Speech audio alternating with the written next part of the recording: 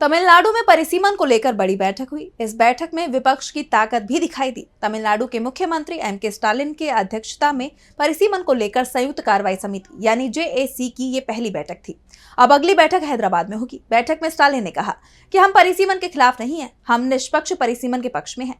तो आखिर क्यों परिसीमन को लेकर विपक्षी दलों में दिखाई दे रही है नाराजगी, देखिए इस रिपोर्ट में। 2026 के बाद देश में लोकसभा और विधानसभा सीटों का फिर से निर्धारण किया जाएगा और इस परिसीमन के चलते सबसे ज्यादा नुकसान दक्षिण भारत के राज्यों को होने वाला है। इसके खिलाफ चेन्नई में तमिलनाडु के सीएम स्टालिन ने बैठक बुलाई थी, जिसमें 5 राज्यों के 14 नेता शामिल हुए। बीजेडी प्रमुख नवीन पटनायक, कर्नाटक के उप मुख्यमंत्री DK शिवकुमार, तेलंगाना के मुख्यमंत्री रेवंत रेड्डी, पंजाब के मुख्यमंत्री भगवंत मान सहित तमाम नेता मौजूद रहे।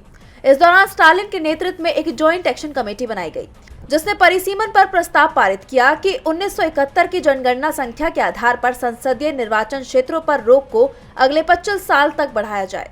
साथ ही कहा कि जिन राज्यों ने जनसंख्या नियंत्रण कार्यक्रम प्रभावी ढंग से लागू किया है, वहां संवैधानिक संशोधन लागू किया जाए।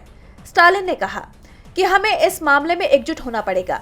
हमें ये सुनिश्चित करना होगा कि किसी भी स्थिति में हमारा प्रतिनिधित्व कम नहीं होना चाहिए। उन्होंने कहा कि जनसंख्या आधारित निर्वाचन क्षेत्र परिसीमन से तमिलनाडु जैसे राज्यों को नुकसान होगा, जिन्होंने जनसंख्या वृद्धि को नियंत्रित करने के लिए महत्वपूर्ण कदम उठाए हैं। इसलिए हम इसका विरोध करने की स्थिति में हैं और संसद में हमारे प्रतिनिधि कम हो सकते हैं। बैठक में केरल के मुख्यमंत्री पिनराई विजयन ने कहा कि लोकसभा सीटों का परिसीमन तलवार की तरह लटक रहा है। भाजपा सरकार इस मामले पर बिना किसी परामर्श के आगे बढ़ रही है। दक्षिण के सीटों में कटौती और उत्तर में बढ़ोतरी भाजपा के लिए फायदेमंद होगी। उत्तर में उनका प्रभाव है। तेलंगाना के सीएम रेवंत रेड्डी ने कहा कि अगर सीटों का परिसीमन जनसंख्या के आधार पर हुआ तो दक्षिण भारत की राजनीतिक ताकत घटेगी और नॉर्थ के राज्य हावी हो जाएंगे। ये उन राज्यों को सजा होगी जो जनसंख्या नियंत्रण लागू करने में कामयाब रहे हैं। बैठक में ओडिशा के पूर्व सीएम नवीन पटनायक ने कहा कि परिसीमन का आधार सिर्फ जनसंख्या नहीं होना चाहिए। DB लाइव की रिपोर्ट।